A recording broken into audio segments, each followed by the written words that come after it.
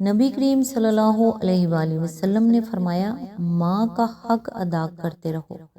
قسم ہے اللہ کی، اگر تم اپنا گوشت کاٹ کر اس سے دے ڈالو جب بھی اس کا چوتھائی حق ادا نہیں ہوگا۔ حضرت علی کا فرمان ہے، خدا کے نزدیک کسی انسان کی جتنی عزت زیادہ ہو جاتی ہے، اس کا امتحان بھی اس قدر سخت ہوتا چلا جاتا ہے۔ حضرت علی کا فرمان ہے، تمہاری تقدیر اتنی دفعہ بدلتی ہے جتنی دفعہ تم اللہ کے آگے ہاتھ پھیلاتے ہو۔ بسم اللہ الرحمن الرحیم۔ السلام علیکم۔ آج انشاءاللہ سورہ مریم کی آیت نمبر 36 سے سٹارٹ کریں گے۔ اس کا ترجمہ اور تفسیر تفہیم القرآن سے بیان کروں گی جو اہل سنت جماعت کے لیے ہے۔ اعوذ باللہ من الشیطان الرجیم، بسم اللہ الرحمن الرحیم۔ اور عیسیٰ علیہ السلام نے کہا تھا کہ اللہ میرا رب بھی ہے اور تمہارا رب بھی، بس تم اس کی بندگی کرو، یہی سیدھی راہ ہے۔ اس کی تفسیر ہے، یہاں عیسائیوں کو بتایا گیا ہے کہ حضرت عیسیٰ علیہ السلام کی دعوت بھی وہی تھی جو تمام دوسرے انبیاء لے کر آئے تھے۔ انہوں نے اس کے سوا کچھ نہیں سکھایا تھا کہ صرف خدائے واحد کی بندگی کی جائے۔ اب یہ جو تم نے ان کو بندے کی بجائے خدا بنا لیا ہے اور انہیں عبادت میں اللہ کے ساتھ شریک کر رہے ہو، یہ تمہاری اپنی ایجاد ہے، تمہارے پیشوا کی یہ تعلیم ہرگز نہیں تھی۔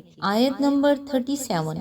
مگر پھر مختلف گروہ باہم اختلاف کرنے لگے، سو جن لوگوں نے کفر کیا ان کے لیے وہ وقت بڑی تباہی کا ہوگا، یعنی عیسائیوں کے گروہ۔ آیت نمبر 38۔ جب کہ وہ ایک بڑا دن دیکھیں گے جب وہ ہمارے سامنے حاضر ہوں گے، اس روز تو ان کے کان بھی خوب سن رہے ہوں گے اور ان کی آنکھیں بھی خوب دیکھتی ہوں گی، مگر آج یہ ظالم کھلی گمراہی میں مبتلا ہیں۔ آیت نمبر 39۔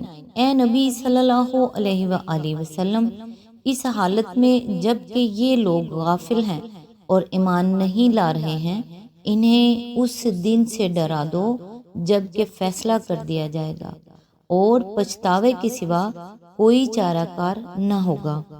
آیت نمبر 40۔ آخر کار ہم ہی زمین اور اس کی ساری چیزوں کے وارث ہوں گے اور سب ہماری طرف ہی پلٹائے جائیں گے۔ اس کی تفسیر ہے، یہاں وہ تقریر ختم ہوتی ہے جو عیسائیوں کو سنانے کے لیے نازل فرمائی گئی تھی۔ اس تقریر کی عظمت کا صحیح اندازہ اسی وقت ہو سکتا ہے جبکہ آدمی اس کو پڑھتے وقت وہ تاریخی پس منظر نگاہ میں رکھے جو ہم نے اس سورہ کے درمیان میں کیا ہے۔ یہ تقریر اس موقع پر نازل ہوئی تھی جبکہ مکہ کے مظلوم مسلمان ایک عیسائی سلطنت میں پناہ لینے کے لیے جا رہے تھے، اور اس غرض کے لیے نازل کی گئی تھی کہ جب وہاں مسیح کے متعلق اسلامی عقائد کا سوال چھڑے تو یہ سرکاری بیان عیسائیوں کو سنا دیا جائے۔ اس سے بڑھ کر اور کیا ثبوت اس امر کا ہو سکتا ہے کہ اسلام نے مسلمانوں کو کسی حال میں بھی حق و صداقت کے معاملے میں مداہنت برتنا نہیں سکھایا ہے۔ پھر وہ سچے مسلمان جو حبش کی طرف ہجرت کر کے گئے تھے، ان کی قوت ایمانی بھی حیرت انگیز ہے کہ انہوں نے عین دربار شاہی میں ایسے نازک موقع پر اٹھ کر یہ تقریر سنا دی جبکہ نجاشی کے تمام اہل دربار رشوت کھا کر انہیں ان کے دشمنوں کے سپرد کر دینے پر تل گئے تھے۔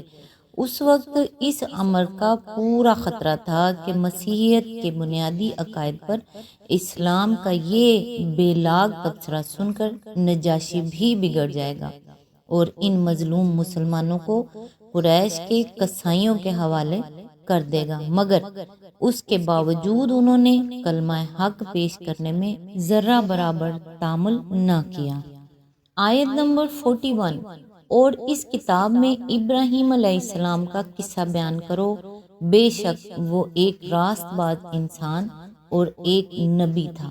اس کی تفسیر ہے، یہاں سے خطاب کا رخ اہل مکہ کی طرف پھر رہا ہے جنہوں نے اپنے نوجوان بیٹوں، بھائیوں اور دوسرے رشتہ داروں کو اسی طرح خدا پرستی کے جرم میں گھر چھوڑنے پر مجبور کر دیا تھا جس طرح حضرت ابراہیم علیہ السلام کو ان کے باپ اور بھائی بندوؤں نے دیس سے نکال دیا تھا۔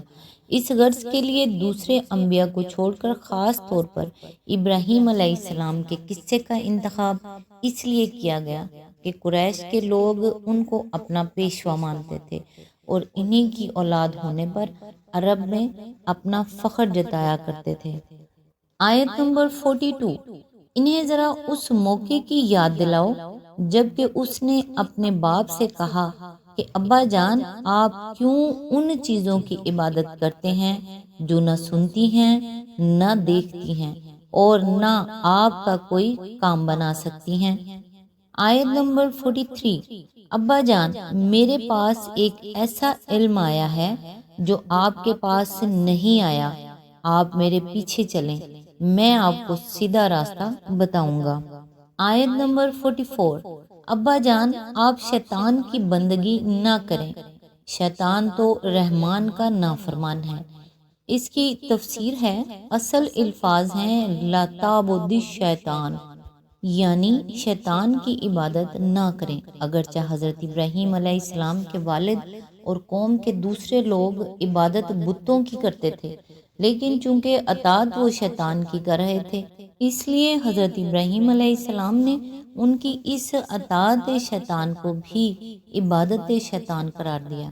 اس سے معلوم ہوا کہ عبادت محض پوجا اور پرستش ہی کا نام نہیں بلکہ اطاعت کا نام بھی ہے۔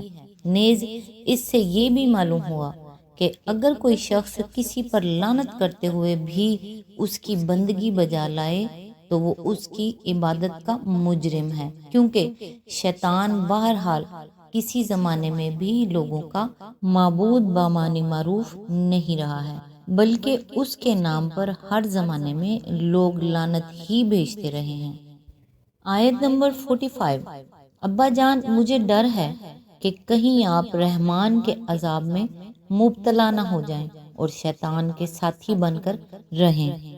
آیت نمبر 46، باپ نے کہا، ابراہیم، کیا تو میرے معبودوں سے پھر گیا ہے؟ اگر تو باز نہ آیا تو میں تجھے سنسار کر دوں گا، بس تو ہمیشہ کے لیے مجھ سے الگ ہو جا۔ آیت نمبر 47، ابراہیم علیہ السلام نے کہا، سلام ہے آپ کو، میں اپنے رب سے دعا کروں گا کہ آپ کو معاف کر دے، میرا رب مجھ پر بڑا مہربان ہے۔ آیت نمبر 48، میں آپ لوگوں کو بھی چھوڑتا ہوں اور ان ہستیوں کو بھی جنہیں آپ لوگ خدا کو چھوڑ کر پکارا کرتے ہیں، میں تو اپنے رب ہی کو پکاروں گا، امید ہے کہ میں اپنے رب کو پکار کے نامراد نہ رہوں گا۔ آیت نمبر 49، پس جب وہ ان لوگوں سے اور ان کے معبودان غیر اللہ سے جدا ہو گیا تو ہم نے اس کو اسحاق علیہ السلام اور یعقوب علیہ السلام جیسی اولاد دی اور ہر ایک کو نبی بنایا۔ آیت نمبر 50، اور ان کو اپنی رحمت سے نوازا اور ان کو سچی ناموری عطا کی۔ اس کی تفسیر ہے، یہ حرف تسلی ہے ان مہاجرین کے لیے جو گھروں سے نکلنے پر مجبور ہوئے تھے۔ ان کو بتایا جا رہا ہے کہ جس طرح ابراہیم علیہ السلام اپنے خاندان سے کٹ کر برباد نہ ہوئے بلکہ الٹے سربلند سرفراز ہو کر رہے، اسی طرح تم بھی برباد نہ ہوگے بلکہ وہ عزت پاؤ گے جس کا تصور بھی جاہلیت میں پڑے ہوئے کفار قریش نہیں کر سکتے۔ آج تک کے لیے بس اتنا ہی، نیکسٹ انشاءاللہ آیت نمبر 51 سے سٹارٹ کریں گے۔ تب تک کے لیے دعاؤں میں یاد رکھیے گا۔ اللہ حافظ۔